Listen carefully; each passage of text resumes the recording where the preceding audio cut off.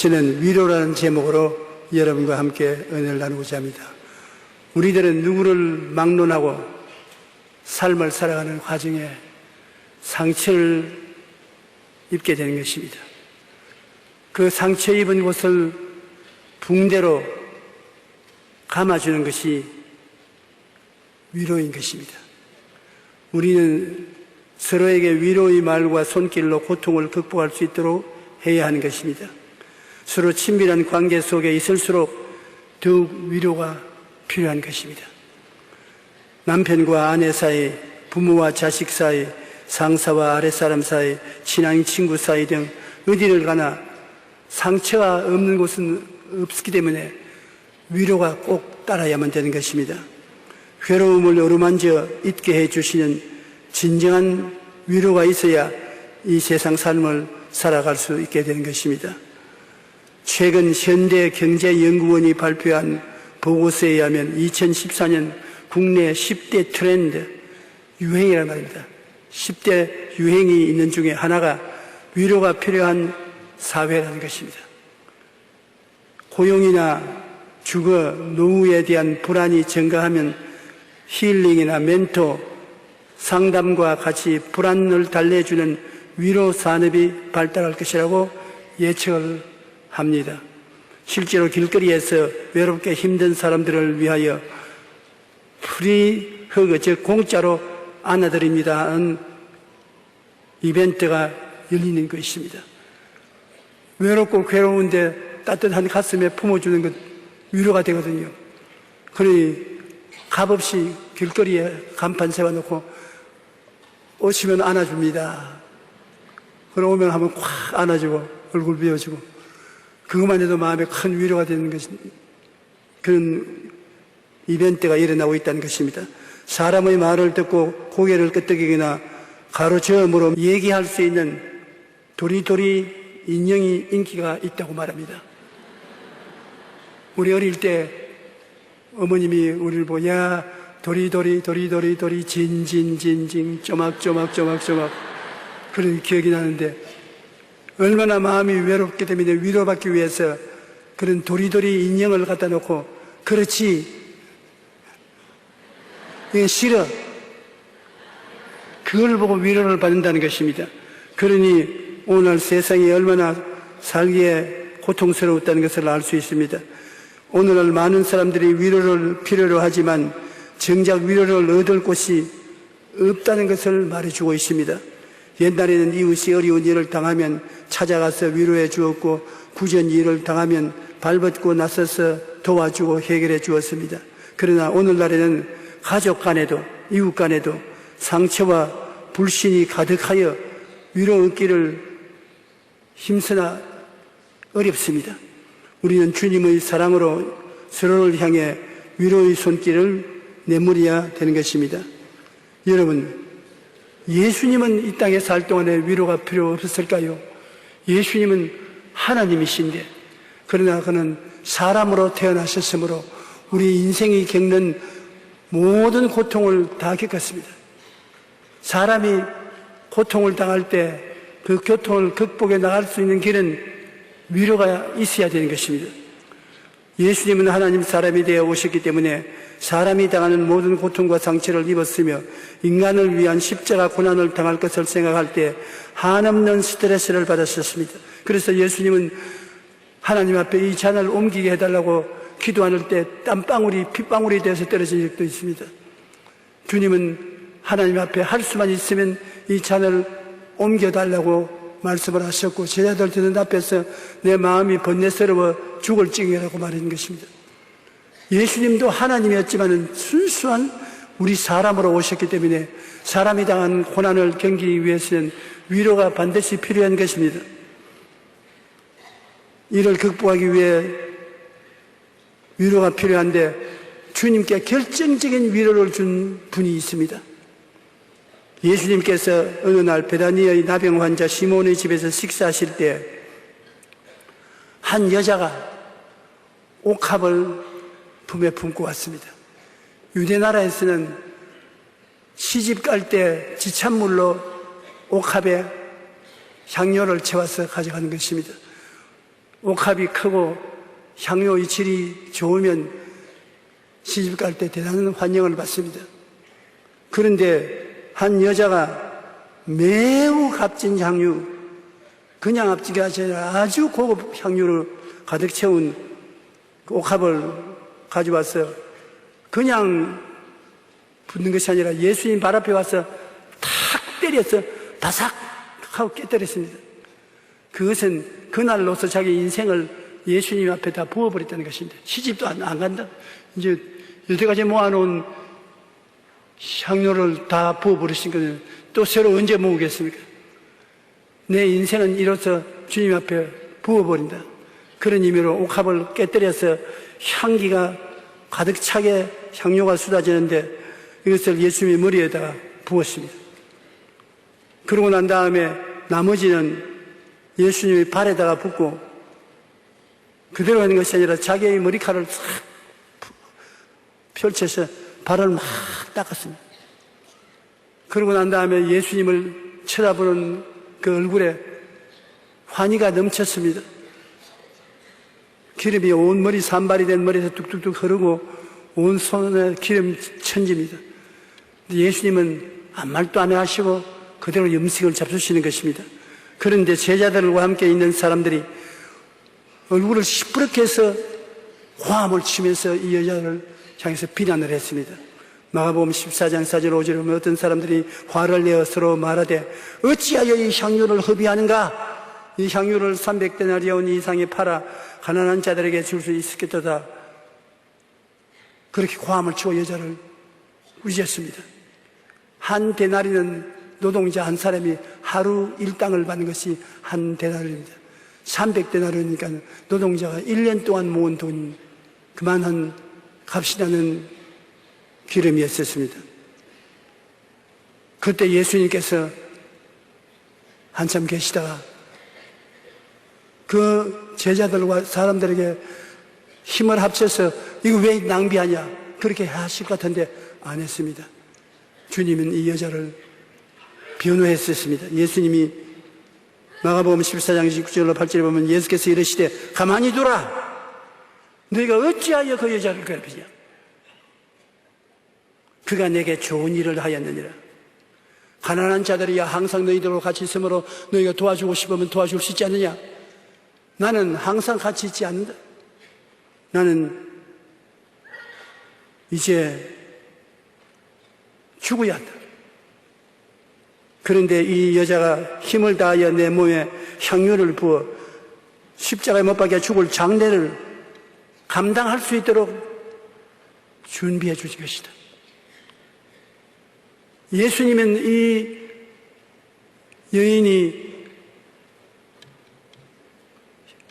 기름을 가지고 와서 그 머리에 붓고 발에 부어서 머리채로 닦음으로 말미암아 그에 대한 감사와 헌모의 정을 나타낸 것이 굉장한 위로가 되었습니다. 예수님은 얼마 아니면 세상을 떠셔야 되실 때 이거는 모든 사람이 자기를 버리고 나갈 것을 알고 계신 예수님께서 이 이름 모를 여인이 와서 그를 사랑해주고 격려해주는 데 대한 마음의 위로가 얼마나 큽니까? 형언할 수 없는 것입니다.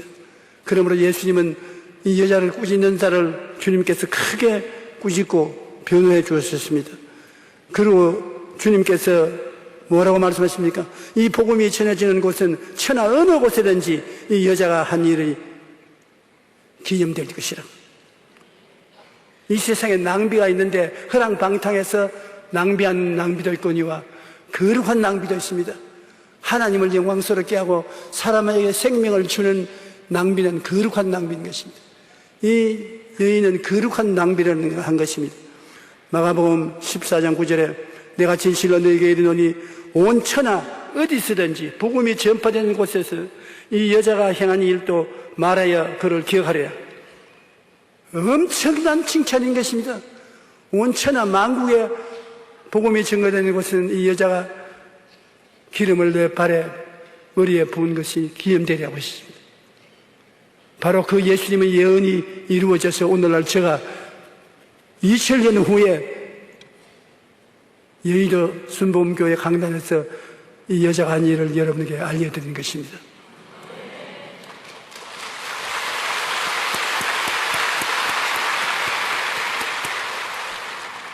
예수님은 위로가 필요가 없다고 생각하는 것은 잘못입니다. 예수님도 위로가 있어야 십자가를 짊어집니다. 큰 고난은 위로가 없이는 견뎌낼 수 없습니다. 여러분도 크고 적은 고난을 많이 당하는데 여러분 주변에 있는 사람들이 위로를 해주면 쉽게 이기고 전진해 나갑니다. 그러나 위로가 없으면 자기 목숨을 끊는 일이 있습니다. 여인의 신실하고 전심을 다한 사랑의 위로가 예수님으로 하여금 십자가의 고난을 이기게 하는 힘이 되는 것입니다. 위로에는 힘이 있다는 것입니다. 우리 성경에 보면 사도 바울 선생 있지 않습니까? 사도 중에 가장 위대한 사도인데 어떻게 그렇게 됐느냐? 사도 바울은 삶에 큰 위로를 받아서 그 위로 때문에 수없이 죽음의 고비를 겪으면서 복음을 전할 수 있었다고 말한 것입니다. 참기 어려운 고난이라도 성령님의 위로가 임하면 능히 이길 수가 있다는 것입니다. 사도 바울이 심한 능욕과 궁핍과 박해와 공고를 극복할 수 있었던 것은 예수님을 만난 다메섹의 체험과 셋째 하늘에 올라가 하나님의 영광과 그의 말씀을 들었던 체험의 특별한 위로를 받았기 때문인 것입니다. 바울 선생이 하나님이 살아계시고 나는 하나님의 택함 받은 사람이라는 마음에 큰 믿음과 위로가 있은 것은 그가 다메섹에 가다가 갑자기 하늘에서 대낮 같은 햇빛이 비치더니 하늘에서 음성이 들려 말하기를 사울아 사울아 어찌하여 너가 나를 핍박하는가? 주여 니시니까 너가 핍박하는 예수라.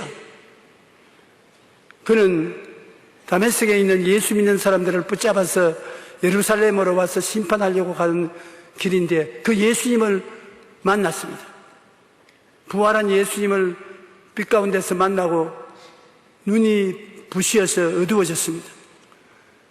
야, 예수님은 살아계시구나. 정말 살아계신 하나님이구나. 뼈까지 느끼도록 체험을 했습니다. 그래서 다메섹에 들어가서 시가라는 곳에 아나니아라는 사람의 인도를 받아서 예수님을 확실히 알게 되고 눈에 비늘이 떨어져서 다시 보게 되고 뜨거운 전도자가 된 것입니다. 그 이후에 그는 하나님이 사용하기 위해서 그를 데리고 셋째 하늘로 끌어갔었습니다. 셋째 하늘에 들어가서 하늘에 도저히 말로서 설명할 수 없는 영광스러운 것을 보았습니다. 그쯤 보았으니까 그는 마음속에 그 은혜가 위대한 위로가 되었을 것입니다. 은혜를 받으면 은혜가 기억 속에 남아있어서 위로가 돼요. 저는 사도 바울 선생만큼 위대한 일도 못했고 고난도 이기지 못했습니다. 왜 그러냐? 하나님이 사도 바울 선생에게 주신 은혜를 내게도 주셔서 좀 대낮에 예수님을 만나보게 해주시고 셋째 하늘에 올라갔다 내려오게 해주시면 나 바울보다 더 크게 했을 거예요.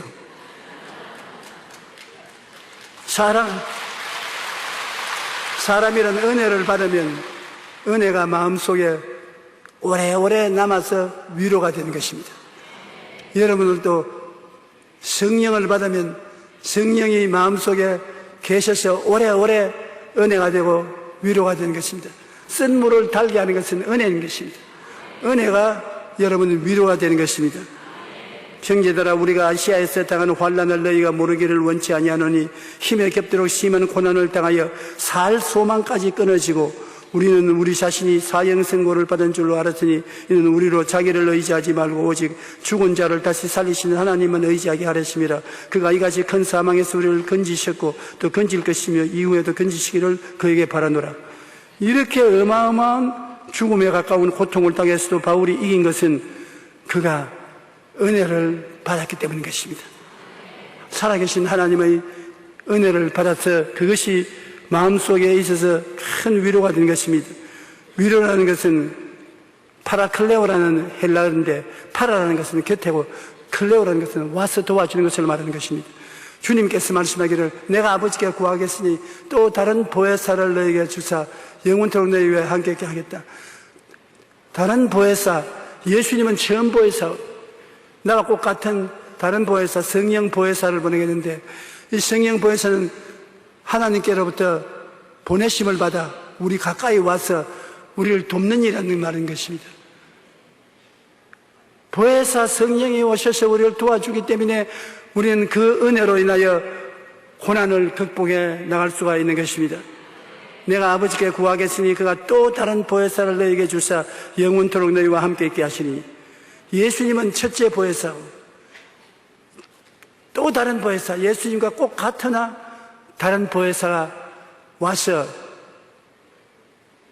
한번 따라 말씀하세요. 영원토록 너희와 함께 있게 하시리니, 예수님이 그를 보내신 지 2000년의 세월이 지나갔으니 영원토록 너희와 같이 있게 하시니 지금도 여러분에게 같이 계신 것입니다. 영원토록 너희와 함께 있겠다. 그러므로 우리가 몰라서 그렇지 성령께서는 항상 여러분과 함께 계십니다. 성령님이 함께 계심으로 우리가 인격적으로 인정해야 돼요. 한번 따라 말씀하세요. 성령님을 인정하고 환영하고 모셔드립니다. 저와 같이 계시고 저를 위로하시고 도와주십니다. 보혜사 곧 아버지께서 내 이름으로 보내실 성령, 그가 너희에게 모든 것을 가르쳐 주시고, 성령님께 도와달라면 가르쳐 주시고 모든 것을 생각나게 하신다. 주님이 말씀해 주신 것을 기억하게 해 주신다. 그리고 주님께서는 성령을 통하여 평안을 너희에게 끼치노니 나의 평안을 너희에게 주노라. 내가 너희에게 주는 것은 세상에 주는 것 같지 아니하니라. 너희는 마음에 근심하지도 말고 두려워하지도 말라. 근심이 꽉 들어찬 세상인데 근심 다 걱정 맡기고 근심하지도 말고 두려워하지도 말라. 하나님께서는 우리를 고아와 같이 버려놓지 아니하고 하나님께 구해서 다른 보혜사가 와 계신 것입니다. 기억나게 하시고 깨닫게 하시고 염려를 없애어 평안을 주시고 하시기 때문에 그렇게 의지하면 된다는 것입니다. 성령님 의지합니다. 할렐루야. 저는 오늘 강단에 설교하러 나오기 전에 성령님 함께 나가십시다. 성령님 없이면 못합니다. 기억도 안 나고요, 깨닫지도 못하고요, 은혜도 없고요. 성령님 도와주십시오. 한국에서 나올 때는 한국말로 합니다. 성령님 가십시다. 외국에 나가서는 영어를 말합니다. Dear Holy Spirit, let's go. 일본에 가서는 일본말로 합니다. 제이레이사마 이쇼니 이기마시오. 왜냐? 성령님은 모든 사람 가운데 계시면서 모든 사람의 말을 다 알아듣기 때문인 것입니다. 그 성령님이 여러분과 같이 계심으로 여러분은 절대로 외롭지 않고 고독스럽지 않습니다. 안 믿는 사람은 마귀에게 억압당하고 쫓기고 고통을 당하고 있지만 여러분은 성령님이 같이 계심으로 성령님께 부탁을 해야 되는 것입니다.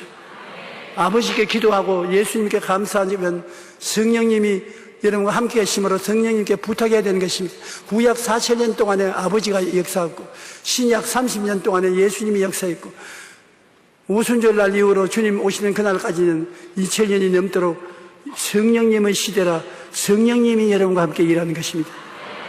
성령님께 악수하자고 손에 밀면 성령님이 손잡아 주시는 것입니다.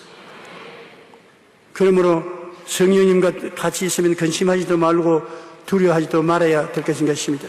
초대교회의 억센 핍박과 환난 속에서도 줄기차게 복음이 전거된 것은 성령의 위로 때문에 그런 것입니다. 감옥에 끌려가도 감사하고 기도하고 성령의 위로가 확 들어차서 모든 것을 극복하는 것입니다. 못 먹어도 극복하고 얻어맞아도 극복하고 성령의 위로가 우리에게 큰 기적을 행하신 것입니다. 여러분, 위로가 있으면 어떠한 외로움과 고통이 있어도 살아나갈 수 있어요. 일찌감치 남편이 죽고 자녀들을 데리고 혼자 사는 여인이 고통스럽고 힘들어서 견딜 수가 없습니다만 애들이 어머니 말을 잘 듣고 공부를 잘해서 성적을 잘 따서 집에 들어와서 어머니께 고맙다고 하면 그 위로가 얼마나 컸어서 내가 죽더라도 일을 해서 낙심하지 않겠다고 생각나는 것입니다. 어떤 목사님이 최근에 내게 그런 이야기를 해요. 목회를 하는데 너무너무 괴로워. 이 이상 목회를 그만두면 좋겠다고 싶은데 하루는 권사님이 우리 목사님 너무나 고생한다고 허리를 한번 쓰다듬으면서 손을 꼭 잡고 기도를 해주는데 온 하늘을 다 주는 것 같은 위로를 받던 것입니다. 이 권사님 한 분을 위해서라도 나는 남아서 목회하겠다. 그런 결심이 생기더라고. 위로라는 것은 너무나 좋다고 그렇게 말을 합니다. 그래서 내가 이제 알았느냐. 나는 50년 동안 목회하면서 어느 곳에 가든지 교인들이 나만 보면 주시옵소서, 주시옵소서. 제자들도 오기만 오면 적어도 주시옵소서, 많아도 주시옵소서, 돈이 필요합니다. 주시옵소서.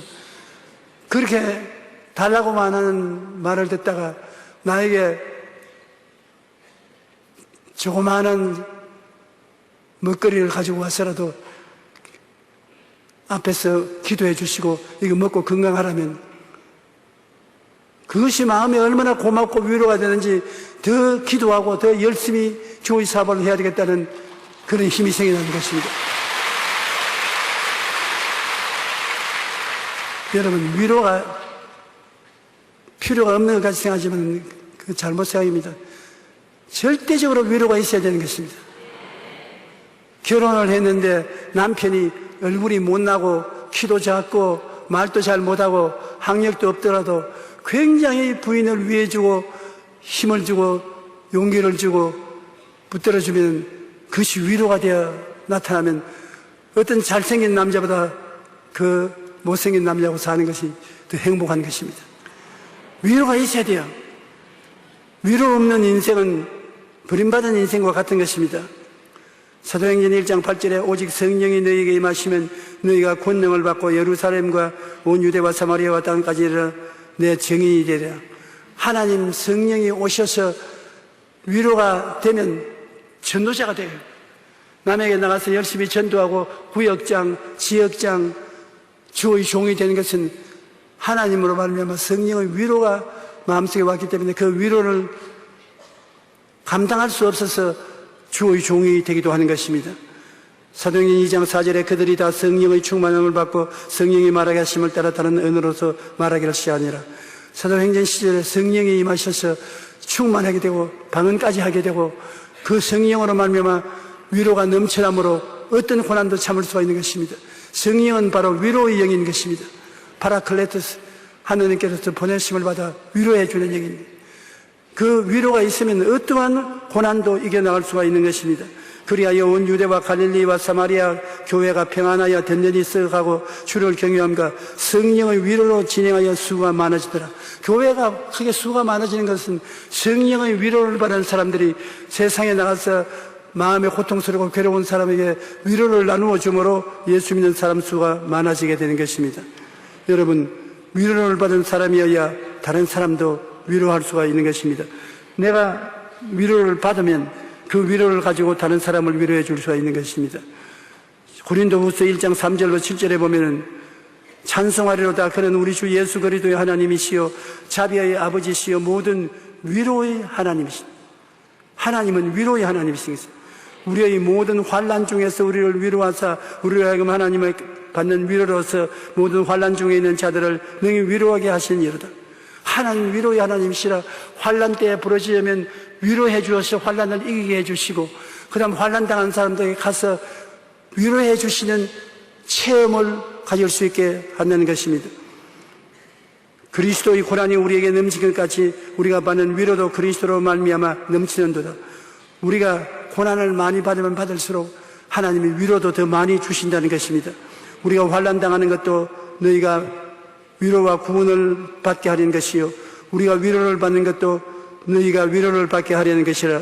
이 위로가 너희 속에 역사하여 우리가 받는 것 같은 고난을 너희도 견디게 하느니라. 너희를 위한 우리의 소망이 견고함은 너희가 고난에 참여하는 자가 된 것 같이 위로에도 그러할 줄을 알미라. 고난에 우리가 참여하면 하나님께서 고난과 동등한 위로도 또 허락해 주시는 것입니다. 우리 기독교 신앙은 고난과 위로 이 두 가지가 항상 같이 있다는 것입니다. 고난 없는 신앙이 없어요. 예수 믿으면 여러 가지 고난을 당해야 되는 것입니다. 그러나 고난만 있으면 넘어지고 시들어지고 마는 것입니다. 고난이 있으면 고난을 이겨낼 수 있는 위로가 다가오는 것입니다. 고난의 쓴 물이 다가오면 위로의 단물도 다가오는 것입니다. 고난의 슬픔이 다가오면 위로의 기쁨도 다가오는 것입니다. 고난으로서 마음이 답답하면 위로로서 마음이 상쾌해질 수 있는 것입니다. 이 위로가 하나님의 성령을 통해서 오고 말씀을 통해서 오는 것입니다. 성령이 충만할 때 위로가 되고 하나님 말씀을 공부할 때 말씀은 살아서 운동력이 있어서 여러분 마음에 위로가 되는 것입니다. 그러므로 우리가 살아갈 동안에 아무리 위대한 사람도 위로 없이는 이겨나갈 수 없는 것입니다. 구약시대 가장 위대한 선지자가 누구였죠? 누구였습니까? 엘리야였죠.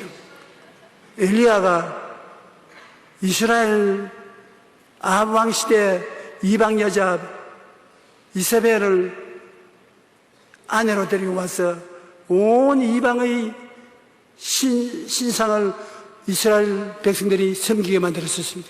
하나님을 등지게 했습니다. 그때 선지자 한 사람이 남아있었는데 엘리야였습니다. 엘리야가 가멜산에 바알 우상 선지자 450명을 불러 모아놓고 내기를 했습니다. 네가 믿는 바알이 참 하나님이냐, 나 여호와가 참 하나님이냐. 시합을 해서 불이 내려와서 제단을 태우는 신이 참신으로 하자.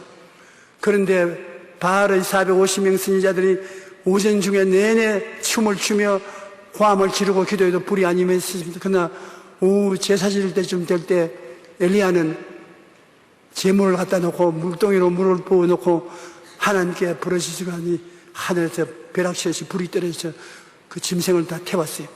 그래 모든 백성들이 야훼가 하나님이라고 고함을 치고 엎드렸습니다. 그 백성들이 도움을 받아서 바알 선지자 450명을 잡아서 기드론 시내가에 내려가서 칼을 가지고서 모가지를 다 베었습니다. 450명의 목을 베자니 얼마나 힘이 들었겠습니까?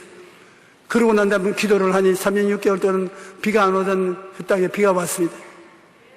그래서 그가 시내로 들어와서 집안에 들어가서 잠을 자는데 이세벨이 그 이야기를 듣고 사람을 보내서 내일 아침에 너 목을 내가 베겠다. 그렇게 위대해서 하늘에서 불을 내리게 3년 6개월 동안 비가 오는 하늘에 비가 오도록 한 그도 지치고 피곤할 때 협박을 받으니까 끄꾸러졌습니다. 마음에 불안과 공포가 꽉 들어차서 그 길로 일어나서 유다 벨세바에 가서 종을 거기에 두고 하룻길을 걸어서 사막 속으로 들어가서 로뎀나무 밑에 앉아서 엉엉 울면서 하나님이여 이제 나는 못 견디겠습니다. 나의 생명을 거두어 주셔서 나는 선조보다 못합니다. 나는 죽기를 원합니다. 그렇게 위대한 사람이 한마디 말로 하늘에서 벼락이 떨어져서 450명 바알 신상 섬기는 사람을 다 붙잡은 그가 어떻게 그렇게 약해졌습니까? 사람은 위로가 없으면 지치고 피곤해지면 약해지는 것입니다. 그렇기 때문에 자살한 사람이 많아요. 그렇게 잘 살던 사람이 사업에 실패하고 고난을 당하고 난 다음엔 위로를 받지 못하고 자살한 것입니다. 그래서 그는 로뎀나무 밑에 들어 누웠습니다. 그러고 될 대로 되라 잠을 들었는데 하나님이 엘리야를 어떻게 했습니까? 천사를 보내어서 어루만져 주었습니다. 그냥 만져주는 게 아니라 어루만져 주었다. 여러분 남편이 하루 종일 직장에서 일하고 피곤해 오면 아내가 집에서 기다렸다가 밥만 해주면 되는 거 아닙니다. 어깨도 어루만져 줘야 돼요. 발다리도 만져주고 수고했다고 우리 식구들 먹인다고 고생한다고 그러면 속으로 웃든지 울든지 합니다. 위로가 충만해지는 것입니다. 자꾸 부인이 잔소리한다고 하지 말고 남편 대신 여러분 얼마나 수고하냐. 오늘 내가 위로 좀 해주마. 그러고 품어주고 어루만져주면 모든 피곤이 다 사라지는 것입니다. 천사가 엘리야에게 와서 그냥 말만 한 것이 아닙니다. 엘리야에게 와서 아주 낙심해서 넘어 쓰러져 있는데 어루만져 주었어요. 사람이 어루만져도 기가 막히는데 천사가 어루만져 주었으니 얼마나 좋겠습니까? 그러고 난 다음에 천사의 손에 물 한 병과 떡을 가지고 왔었습니다. 떡을 먹여주고 그 다음에 물을 마셔주고 그러고 난 다음에 한심 더 자라. 피곤하지 한심 더 자라. 한심 더 재우고 난 다음 또 어루만져 주어서 그 다음 물 주고 떡 주고 그러니까 엘리야가 살아나서 옛날 엘리야가 되고 마는 것입니다. 아주 놀라운 하나님의 역사를 베풀기 위해서 호렙산으로 그 먼 길을 걸어간다고 피곤치 않았었습니다. 엘리야 같은 사람도 위로를 받아서 낙심한 데서 일어났는데 여러분 위로를 받아야 돼요. 그래서 교회에 나오면 목사님이 강단에 서가지고서 자꾸 죄인들이여 죽을 놈 살릴 놈 이 세상에서는 벼락을 맞을 것이다. 소돔 고모라로 다 불탈 것이다. 그런 소리 들으면 세상에 그렇지 않더라도 사는데 축 피곤하고 지친데 교회 와서 목사님께 늘신 말씀으로 맞고 나면은 어깨가 축 늘어져 가지고서 올 때 갈 데가 없는 처지가 되고 마는 것입니다. 백성들은 위로를 해줘야 되는 것입니다. 여러분 전부 다 위로받을 자격이 있습니다. 하나님이 여러분을 위로해 주시기를 원하시는 것입니다. 이사야 40장 1절에 한번 따라 말해주십시오. 너희의 하나님이 이르시되 너희는 위로하라. 내 백성을 위로하라. 그러므로 저도 오늘 이 자리에 서서 여러분을 위로해야 돼요. 저희 설교를 듣고 위로를 받지 못하면 내가 실패한 것입니다. 설교를 듣고 난 다음 그 목사 이름이 뭐라 하더라. 용기라 하지. 용기를 얻었다. 난 오늘 용기를 얻었다. 여러분 위로를 받고 용기를 얻어 나갈 때 주 이름으로 축원합니다. 우리는 어떻게 위로합니까? 로마서 12장 15절 것처럼 즐거워하는 자들과 함께 즐거워하고 우는 자들과 함께 울라. 즐거워하는 잔치집에 가서 울고 있으면 이건 저주하는 것도 아니고 아주 망쳤습니다. 초상집에 가서 아이고 오랜만이다. 어떻게 여기 왔냐. 아주 고약한 사람들인 것입니다. 분위기를 따라서 우는 자에게 같이 울고 웃는 자에서 같이 웃어야 위로를 줄 수가 있는 것입니다. 오늘 사람들은 비난과 공격으로 말로서 상처를 줍니다. 잠언서 12장 18절 보면 칼로 찌름같이 함부로 말하는 자가 있거니와 지혜로운 자의 혀는 양약과 같으니라. 아주 말을 칼로서 찌르는 것처럼 한 사람이 있습니다. 만나면 앉자 말자 허물을 말하고 과거에 잘못한 것을 말하고 칼로서 찌르는 것이 고통을 주는 것입니다. 정말 괴롭습니다. 가정에 이혼하는 부부들 보면 서로 말로서 칼을 찌르는 것과 같은 것입니다. 그러한 행동을 하기 때문에 서로 미움이 꽉 들어차게 되는 것입니다. 우리가 말로서 허물을 덮어주고 그들 말을 한 것을 또 말하고 한 것을 또 말하고 하지 않으면 사람을 위로할 수 있는 것입니다. 허물을 덮어주는 자는 사랑을 구하는 자요 그것을 거듭 말하는 자는 벗을 이겨나는 자라. 남에게 잘못을 지적할지라도 한두 번만 하면 그분이지 두 번 하고 세 번 하고 또 하면 분노가 생기는 것입니다. 그러므로 아내된 대신 여러분 남편에게 원망스러운 말이 있거든 한 번쯤 하고 마십시오. 한 번쯤 해도 저기 속으로 충분히 알고 있는 것입니다. 그것을 또 하면 낙심시키는 것입니다. 아주 고약한 생각이 떠올라서 대결을 하는 것입니다. 남편이 아내에게 부탁하는 것도 한두 번만 하면 되는 것이지 자꾸 거듭거듭 말하면 상처를 입히게 되는 것입니다. 허물은 덮어주고 말은 거듭거듭 하지 말아야 되는 것입니다. 우리가 사랑과 이해와 칭찬과 동정으로 위로하는 것을 힘쓰고 애써야 되는 것입니다. 할 수만 있으면 사랑을 베풀고 말을 하는데 이해를 하고 칭찬을 해주고 동정하는 것이 그 사람을 살리는데 중대한 역할을 하는 것입니다. 위로를 받아야 전진할 수 있는 용기와 힘이 생깁니다. 위로받으면 살아갈 수 있는 힘이 생겨요. 자꾸 비난하고 공격하고 약점을 잡아주면 낙심하고 뒤로 넘어지는 것입니다만, 위로해주면 위로를 받아서 용기가 생기는 것입니다. 한 사람이면 폐가 있거니와 두 사람이면 맞설 수 있나니 세 겹줄은 쉽게 끊어지지 아니한다고 한 말은 바로 두 사람 이상 있으면 위로하고 격려함으로 굉장한 힘이 생긴다는 것입니다.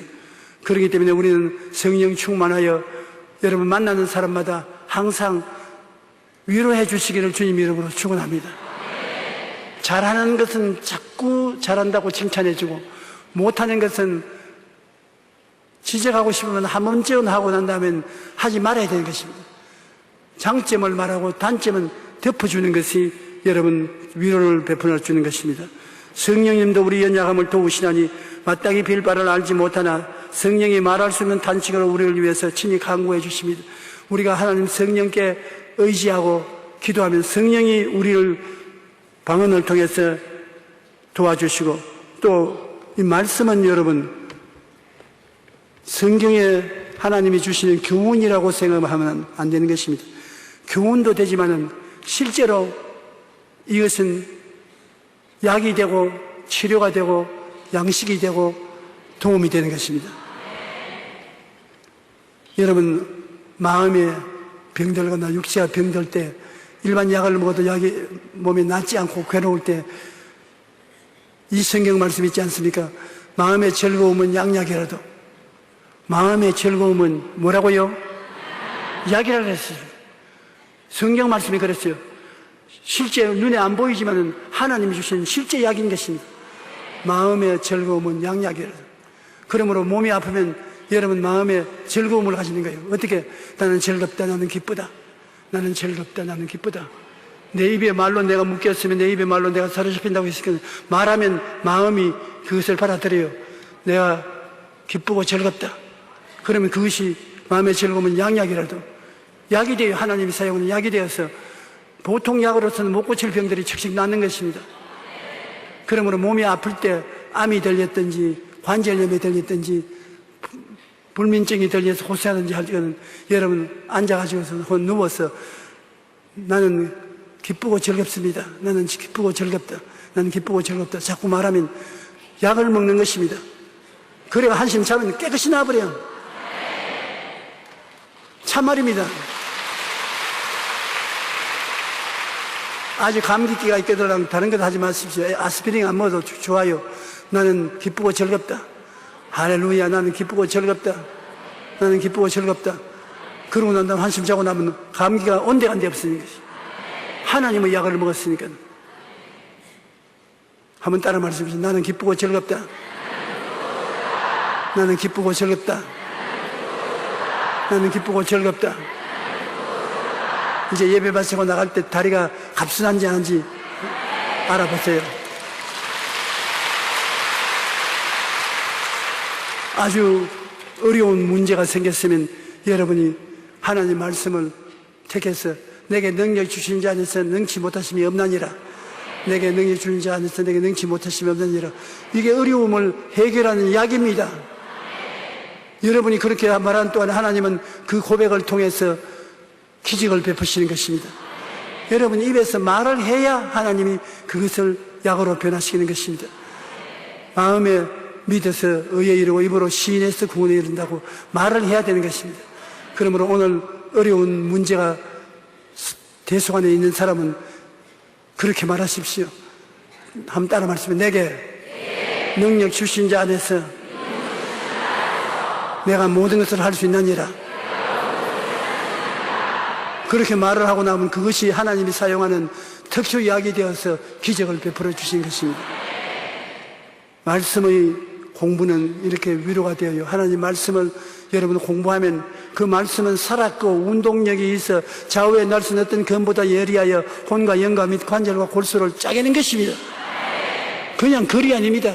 소설책이 아닙니다. 시집이 아닙니다. 하나님의 치료약인 것입니다. 성경은 여러분을 자유케 하고 해방케 하는 치료자인 약인 것입니다. 이것을 깨달아 알고 그것을 여러분께서 하나님이 치료해 주신 것을 꿈꾸고 믿고 입술로 말을 하면은 정말로 지금까지 체험해 보지 못한 능력이 여러분 생애 속에 나타나게 되는 것입니다. 이 성경책을 하나님이 여러분 주신 해결책, 약으로 생각하고 항상 성경을 많이 외우고 많이 입으로 시인하면 여러분 영혼이 잘됨같이 범사의 잘됨에 강건하고 생명을 얻되 넘치게 얻는 기적이 꼭 나타나게 되는 것입니다. 시편 119편 50절로 105절에 보면 이 말씀은 나의 고난 중에 위로라. 말씀 자체가 위로가 되는 것이 주의 말씀이 나를 살리셨기 때문이다. 내가 고난당할 때 주님의 말씀을 말하면 그 말씀이 위로가 되어서 마음에 힘을 주고 주의 말씀이 나를 살려주는 것입니다. 그러므로 세상 사람들이 다 날 버려도 내가 말씀을 가지고서 바라보고 믿고 입술로 시인하면 그 말씀이 큰 위로와 생명이 되어서 나로 하여금 패배하지 않게 만들어주는 것입니다. 하나님의 말씀은 내 발의 등이요 내 길에 빛이 되시는 것입니다.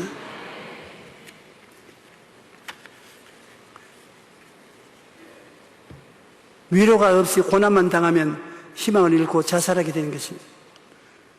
이 세상에 우리는 위로를 항상 준비하고 있고 위로를 나누어야 되는데 안 믿는 사람들은 위로를 받을 곳이 없습니다. 우리가 위로받을 수 있는 것은 예수님의 십자가가 우리의 위로가 되는 것입니다. 내가 다 이루었다 하는 예수님 십자가, 죄를 지으면 용서하는 위로가 되시고 거룩하게 되는 위로가 되고 병든 자는 고침의 위로가 되고 가난하고 헐벗고 굶주린 자는 아브라함의 축복과 형통을 주는 위로가 되고 죽는 자에게는 부활 영생 천국의 위로가 되는 것이 바로 십자가인 것입니다. 십자가를 항상 바라보고 그 속에서 하나님이 주신 말씀을 입으로 외워서 위로를 삼으십시오. 여러분 속에서 생기와 생명이 있게 되는 것입니다. 그리고 성령이 오셔서 여러분과 같이 해서 위로가 되므로 우리는 이러한 위로를 통해서 이 세상 고난을 이기고 살아나야 되는 것입니다. 그 이후에 사람들을 통해서 위로를 받을 수 있습니다. 우리가 가정에서 부모님의 위로는 말로 다 할 수 없습니다. 하나님이 내가 너희 어머니가 위로하시 위로해 주겠다고 했는데 집에 있는 부모가 여러분을 위로해 주시고 자녀들이 부모에게 위로가 되기도 하고 일가 친척이 위로가 되고 친구가 위로가 되기도 하는 것입니다. 잘못하면 거꾸로 위로가 되지 못하고 상처를 주는 사람도 있지만은 그러나 가까운 사람일수록 더 위로를 받을 수가 있는 것입니다. 그러나 아무리 고난이 다가와도 그것을 달게 하는 위로가 없으면 소망차고 담대하게 살아나갈 수가 있는 것입니다. 어머니가 자식을 위로함 같이 주님께서 말씀하기를 내가 너를 위로할 것이다 라고 말했는 것입니다. 어린아이들은 어머니 위로 없이 살아갈 수가 없습니다.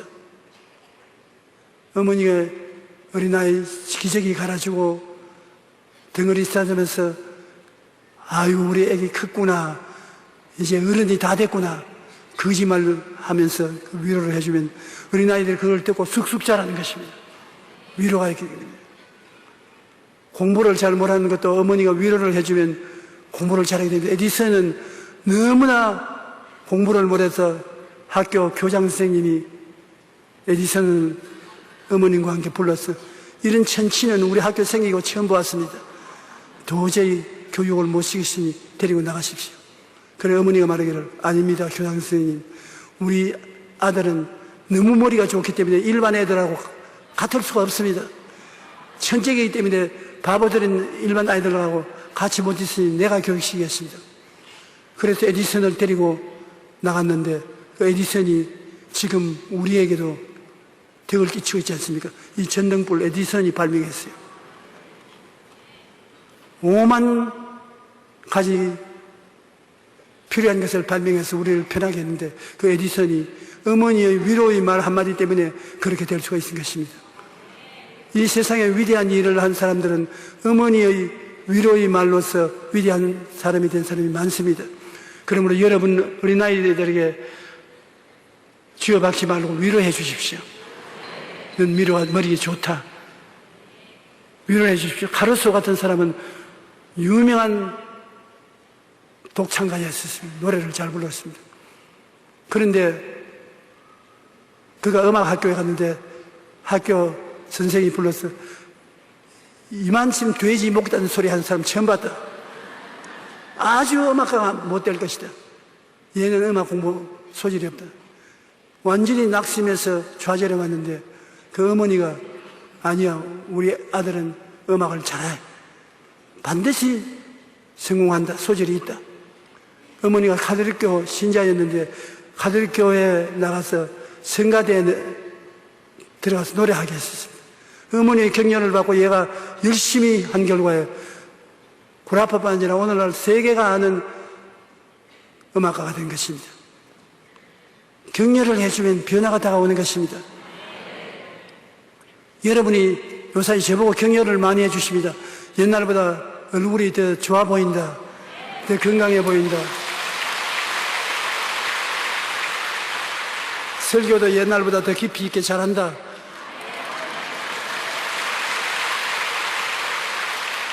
그 말씀이 내 마음속에 들어와서 용기와 힘을 주는데 전에 느끼지 못하는 용기와 힘을 주어서 더 아침에 일찍 일어나게 되고 더 기도도 많이 하게 되고 운동도 하게 되고 설교도 더 열심히 하게 됩니다.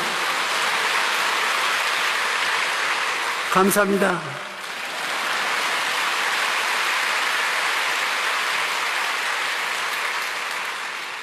그러니 위로가 얼마나 좋은지 몰라요.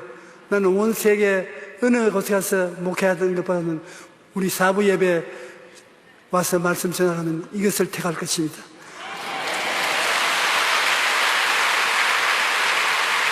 여러분들 모두 다 넘버원이에요.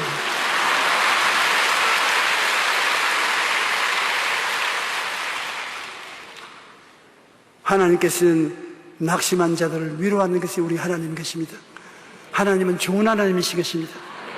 낙심한 자에게 위로와 격려를 주어서 일어나게 하시는 것이 우리 하나님이 하시는 일인 것입니다. 우리를 사랑하시고 영원한 위로와 좋은 소망을 은혜로 주신 이가 하나님이요 우리 주 예수님이요 보혜사 성령님이 되시는 것입니다. 여러분은 예수 그리스도를 의지하고 긍정적이고 적극적이고 창조적인 신앙을 가지고 있으므로 반드시 두고 보세요. 내일은 오늘보다 다음 달은 금번달보다 내년은 금년보다 좋아지는 것입니다. 내년에는 지금보다 훨씬 좋아지는 것입니다.